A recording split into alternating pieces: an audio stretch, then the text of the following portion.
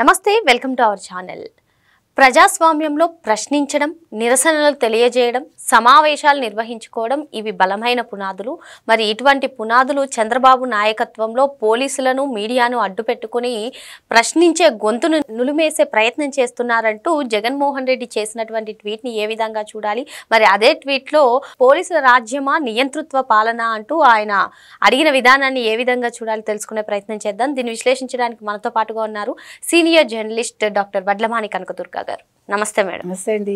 జగన్మోహన్ రెడ్డి అసలు ఆంధ్రప్రదేశ్లో చంద్రబాబు గారి నాయకత్వంలో అణచివేతకు గురివేయబడుతున్నారు. ప్రజాస్వామ్యం పైన దాడి జరుగుతుంది. అసలు తాను ఏవైతే పర్యటనలు చేశారో ప్రతి పర్యటనను కూడా కేసులు నమోదు చేశారు. ఇది పోలీసులను అడ్డు పెట్టుకుని చంద్రబాబు నాయుడు గారు చేస్తున్నటువంటి కుట్ర అంటూ ఒక ట్వీట్ని చేశారు మేడం. మరి నిజంగానే ఆంధ్రప్రదేశ్లో ఇలా ప్రజాస్వామ్యం పైన దాడి జరగడం కానివ్వండి, లేదంటే పోలీసులను, మీడియాను అడ్డు పెట్టుకుని అణచివేత చేయడం కానీ జరుగుతుందంటారా? జగన్మోహన్ రెడ్డి చేసినటువంటి ట్వీట్ని ఏ విధంగా చూడాలంటారు? అంటే జగన్మోహన్ రెడ్డి గారు పాపం మర్చిపోయారు. అల్జీమర్స్ ఏమైనా వచ్చి ఉంటుంది, కొంచెం గుర్తు చేయాలి వారికి. 2019 నుంచి 24 మధ్యలో ప్రతిపక్షం గొంతు ఎలా నొక్కారు? ఏబిఎన్, ఆంధ్రజ్యోతి, TV5 ఛానల్స్, పేపర్స్ని వాళ్ళు ఎట్లా బ్యాన్ చేశారు?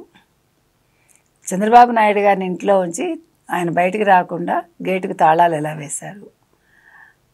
యువగళం పాదయాత్రకి లోకేష్కి అడుగడుగున ఎలా అడ్డుకున్నారు? మైకులు ఎలా లాగేశారు, టేబుల్ ఎలా లాగేశారు, వెహికల్స్ ఎలా లాగేసుకున్నారు? తర్వాత పవన్ కళ్యాణ్ని ఎలా ఆపారు? చంద్రబాబు నాయుడు గారు అరెస్ట్ అయ్యాక అరెస్ట్ ఏ రకంగా చేశారు? అరెస్ట్ అయ్యాక మీరు ఎక్కడ పెట్టారు? ఏ రూమ్ ఇచ్చారు? దోమలు కుడుతున్నాయంటే మీ మంత్రులు ఎలాంటి హేళన చేశారు? ఆ తర్వాత పవన్ కళ్యాణ్ మీరు ఎలా ఆపాలనుకున్నారు? జన సైనికులు వచ్చాక భయపడి ఎలా మీరు పర్మిషన్ ఇచ్చారు? ఒక్కసారి మొత్తం సీన్స్ అన్నీ ఆయన వీడియో వేసుకొని చూస్తే ఎవరిది నిరంకుశ పాలన, ఎవరిది పోలీసు రాజ్యం, ఇప్పుడు పోలీసు రాజ్యం కాకుండా ప్రజాస్వామ్యబద్ధంగా ఎలా పరిపాలన కొనసాగుతోంది ఆయనకి అర్థమవుతుంది. రెండోది, మీరు నియోజకవర్గాలకు వెళ్ళి మీ ప్రజల బాగోగులు చూసుకోకుండా ఎక్కడ శవం దొరికితే అక్కడికి వెళ్ళిపోతాను, అక్కడ గొడవలు లేకపోయినా గొడవలు సృష్టిస్తాను, రైతులు బాగున్నా బాగులేరని చెప్పి మా వాళ్ళని తీసుకొచ్చి నేను లారీలు మామిడికాయల కింద పారబోయిస్తాను, మిర్చి యార్డ్లో బస్తాలు మాయం చేయిస్తాను, సెల్ ఫోన్లు మాయం చేయిస్తాను, రైతుల కష్టార్జితం వాళ్ళు రొంటిని దోపుకున్న 36,000 దొంగతనం చేయిస్తాను, పిల్లల మీద మేము రాళ్ళు విసిరిస్తాము, అవసరమైతే ఆయుధాలు కూడా తీసుకొస్తాము, తర్వాత పొగాకు బేళ్ళు తొక్కించేసి మా కార్యకర్తల చేత చెప్పుల కాళ్ళతో తొక్కించి బేళ్ళు మేము సర్వనాశనం చేయిస్తాము. తర్వాత మేము బంగారుపాళ్య వెళ్ళి మా వైసీపీ నేతల తోటలోంచి మేము ఒక 3 ట్రాక్టర్లు తీసుకొచ్చి ఆ ట్రాక్టర్లో మామిడికాయలు, తోతాపురి మామిడికాయలు నా కాన్వాయ్ ముందు పోయించుకుని మా కారుతో తొక్కించి, తర్వాత ఒక రైతు దుర్వాసులు అనే రైతు అమ్ముకోవడానికి తీసుకెళ్తూ ఉంటే అతని ట్రాక్టర్లు లాక్కుని మేము దానికి వైసీపీ జెండాలు కట్టి ఆ ట్రాక్టర్లో మామిడికాయల కింద పోయించి వాటిని తొక్కించి అతనికి 90,000 నష్టం తీసుకొచ్చి ఇలాంటివి చేస్తూ ఉంటే, మేము ర్యాలీలు చేస్తూ ఉంటే, కుష్కా కోసం కార్యకర్తలు కొట్టుకుంటూ ఉంటే తల పగిలితే మీరు నన్ను పరామర్శించనివ్వరా? అప్పుడు మేము ఎస్పీని అడ్డుకుంటాం. ఎస్పీ మణికంఠకి మేము వార్నింగ్ ఇస్తాం. మా అంబటి రాంబాబు ఇవాళ వార్నింగ్ ఇచ్చాడు, ఈ సంగతి తేలుస్తాం, నీ అంతు చూస్తాం. ఈయన ఏమంటున్నాడండి మన పేర్ని నాని గారు, చీకట్లో కన్నుగొట్టినా కూడా వాళ్ళు వెళ్ళి నరికేయాలి. ఇది ప్రజాస్వామ్యమా? ఇది నువ్వు నేర్పిస్తున్నావా జగన్మోహన్ రెడ్డి?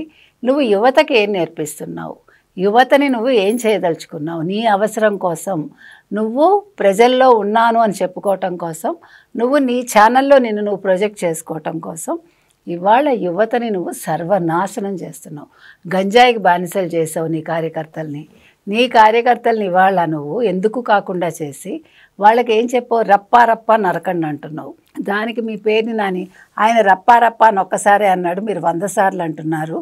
మేము నరికి చూపిస్తామని ఆయన అంటున్నాడు. నరకమని యువతకు చెప్తున్నాడు, నీ కార్యకర్తలకు చెప్తున్నాడు. కాబట్టి ఇది ప్రజాస్వామ్యం లేకపోవటం. ప్రజాస్వామ్యబద్ధంగా ఉండే పోలీసులు, ప్రజాస్వామ్యబద్ధంగా వాళ్ళ డ్యూటీ వాళ్ళు చేసిన పోలీసులు, మణికంఠ లాంటి వాళ్ళు మీకు, వాళ్ళు న్యాయబద్ధంగా, ధర్మబద్ధంగా వాళ్ళ ఉద్యోగం వాళ్ళు చేసి, మీరు తప్పు చేసే నిలదీసే హక్కు ఒక ఉద్యోగిగా అతనికి ఉంది. చెప్పాడు అతను, మీరు కిందకి దిగద్దు ప్రాబ్లం అవుతుందని. దిగాక ఏమైందండి? జగన్మోహన్ రెడ్డికి వాళ్ళ కార్యకర్తలు లాగి పీకి అన్నీ చేశారా? వాళ్ళు భయపడిపోయాడా? మళ్ళీ ఇప్పుడు బీరాలు పలుకుతున్నాడా? ఇప్పుడు ఒక్కొక్కడు పెద్ద దిగొచ్చాడు. అయిన బంగారుపాళ్యం పర్యటన అద్భుతంగా జరిగిందా? ఏం జరిగింది? ఒక్క చోటైనా మీరు రూల్స్ పాటించి, అంటే నువ్వు ఒక ముఖ్యమంత్రిగా చేసావు కదా, నువ్వు ఒక ఎమ్మెల్యేవు కదా, మరి నువ్వు రూల్స్ పాటించాలి కదా. నువ్వు పాటించకుండా మేము పాటించాం, మీరు కార్యకర్తలు పాటించకండి, చంపేయండి, నరికేయండి అంటే అసలు నువ్వు రాజకీయ నాయకుడు ఏంటి? నిన్ను తీసుకెళ్ళి జైల్లో పెట్టాలా వద్దా? ఇక్కడ ఇంకొకటి మేడం, రాష్ట్రంలో ఎన్ని అక్రమ అరెస్టులు జరిగినా, ఎన్ని వేధింపులకు గురైనా, రాష్ట్రంలో ఉన్న ఏకైక ప్రతిపక్ష పార్టీ మాది, మేము ప్రశ్నిస్తాం, ప్రజా సమస్యలపైన పోరాడుతూనే ఉంటామని జగన్మోహన్ రెడ్డి చెప్పడం, అంటే ఏకైక ప్రతిపక్షం అని నొక్కి చెప్పడాన్ని ఏ విధంగా చూడాలి? అంటే ఆయన ప్రతిపక్షం కాదు కాబట్టి ఆయన చెప్పుకుంటూ ఉంటాడు. ఇప్పుడు నేను దొంగ నేను దొంగ నేను దొంగ అని అనుకుంటాడు కదా, అట్లాగా నేను ప్రతిపక్షం కాదు అమ్మో మనం ప్రతిపక్షంగా చెప్పుకోవాలి అనుకుని అక్కడ అద్దం ముందు ప్రాక్టీస్ చేసుకుని వచ్చి బయట చెప్పారు. కాబట్టి జగన్మోహన్ రెడ్డి చాలా, మీరు తక్కువ అంచనా వేయకండి. అసలు రాజకీయాల్లోకి రానివ్వడమే పెద్ద పొరపాటు ప్రజలు చేసింది. అయితే ఆ పొరపాటు వీళ్ళు ఇంకో దశాబ్ద కాలమైనా సరిదిద్దుకోలేరు. ప్రజలు ఇంకొకసారి అవకాశం ఇస్తే ప్రజలు ఏమనుకోవాలంటే ఇంక మాది ఆంధ్రప్రదేశ్, మేము మర్చిపోవాలి, మేము వలస కూలీలుగా వెళ్ళిపోవాలని గుర్తుపెట్టుకోవాలి. మీ ఆస్తులు అన్నీ వదిలేసుకుని మీరు వలస కూలీలుగా వెళ్తారో, అడుగు తింటారో, ఏమైపోతారో ఆ భగవంతుడికి తెలియాలి. ఎందుకంటే ఈసారి అంత దారుణంగా ఉంటుంది. ఇప్పుడు ఆయన ఇప్పుడే చెప్తున్నాడు కదా, ఇప్పుడు ఏడాది కాకుండానే చెప్తున్నాడు 4 ఏళ్ల తర్వాత ఏం చేస్తాను, మేము నరుకుతాం, అడ్డొచ్చిన వాడిని నరికేస్తాము అంటే ఎవరైనా ప్రజలు ప్రశ్నిస్తే వాళ్ళ తలలు లేపేస్తాడా? అంటే ఎంత క్లియర్గా చెప్తున్నాడు.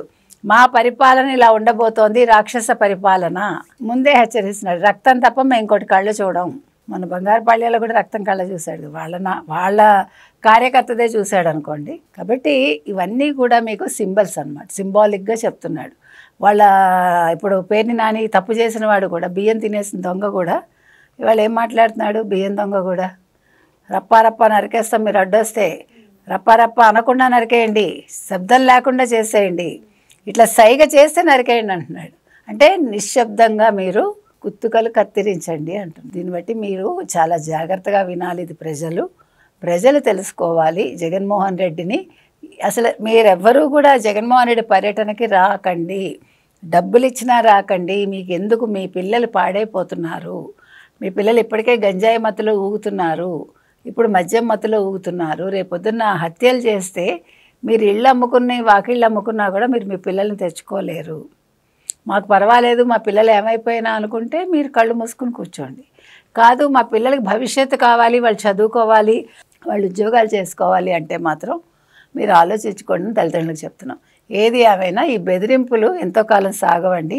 ఇప్పుడు యాక్చువల్గా మద్యం కుంభకోణం ఒక కొలిక్కి వస్తుంది అనుకున్నాం మనం, ఇవాళ విజయసాయిరెడ్డి గారు వెళ్ళలేదు. కాకపోతే ఏంటంటే వీళ్ళు తెలుసుకోవాలి, సిట్ అధికారులు జే అని ఉంది కాబట్టి జే బ్రాండ్ అంటే ఏంటో తెలుసుకుని వీళ్ళు ఈ అబద్ధాలు వినకుండా నిజాలకి ప్రాముఖ్యతనిచ్చి ఆ కేసు తొందరగా ఒక కొలిక్కి తీసుకొచ్చి జగన్మోహన్ రెడ్డిని మిగతా వాళ్ళని అరెస్ట్ చేసి జైల్లో పడేస్తే కొంచెం అంటే ప్రజలు ప్రశాంతంగా ఊపిరి పీల్చుకుంటారు. మరి మొత్తానికి వైసీపీ అధినేత జగన్మోహన్ రెడ్డి కానివ్వండి, వాళ్ళ కీలక నేతలందరూ కూడా బెదిరించిన ఆ బెదిరింపులకు భయపడే పరిస్థితుల్లో ప్రజలు లేరని, ఇప్పటికీ ఒకసారి ఛాన్స్ ఇచ్చి తప్పు చేస్తామనుకుంటున్నారని, ఇక మరోసారి ఛాన్స్ ఇచ్చే అవకాశమే లేదని చెప్పి మేడం చెప్తున్నారు. మరో అంశంతో మళ్ళీ కలుద్దాం.